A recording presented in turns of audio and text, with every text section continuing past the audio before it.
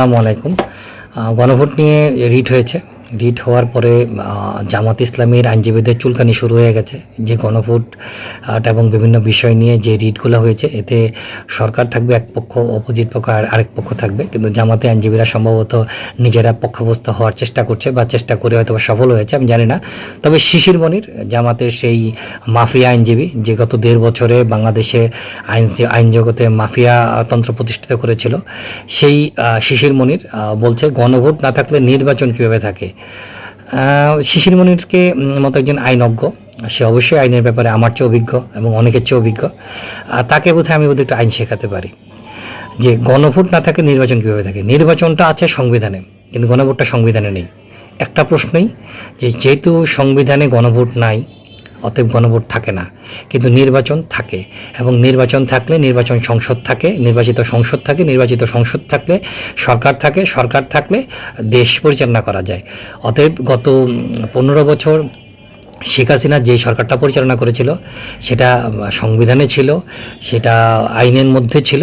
অতএব শেখ হাসিনার বিরুদ্ধে ওই নির্বাচন করার অপরাধে আপনি তাকে নৈতিকভাবে অনেক কিছু বলতে পারেন, কিন্তু তাকে আপনি আইনের আওতায় আনতে পারেন না। কিন্তু গত 1.5 বছর যে ইউনূসের অবৈধ ইউনূস সরকার ছিল, সেই ইউনূসের সরকার কোনো সংবিধানে ছিল না। যে সংবিধানে যেই ধারা মোতাবেক তারা কাজটা করেছিল সেই ধারা মোতাবেক তারা অনেক কিছুই করতে পারেন না। তারা এমন অনেক কিছু করে গেছেন যেগুলোর জন্য আসলে তাদের বিচার হওয়া যায়।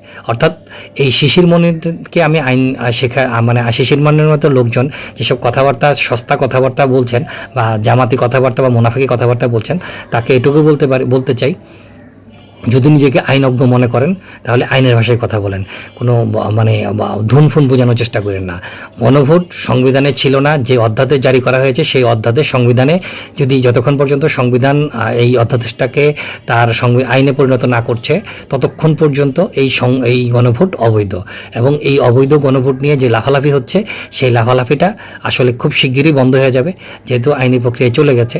হয়তো 6 মাস এটা ঝুলিয়ে রাখার পর যখন এই আদেশটা আসবে গণভোট অবৈধ, তখন আসলে বিএনপি তার শক্তিশালী সরকার গঠন করে ফেলবে, আর জামাত ইসলামী সেই আগের দৌড়ের মতো থাকবে এবং বিএনপির পেছে ঘুরে সেই আমাদের বাংলাদেশে সেই আওয়ামী লীগের আমলে জাতীয় পার্টি এবং আওয়ামী লীগের যে সংসদ ছিল, অর্থাৎ যে গৃহপালিত বিরোধী দল জামাত ইসলাম এবং এনসিপি, সেই গৃহপালিত বিরোধী দলের অবস্থান পালন করবে। এছাড়া আর কিছুই হবে না। ধন্যবাদ।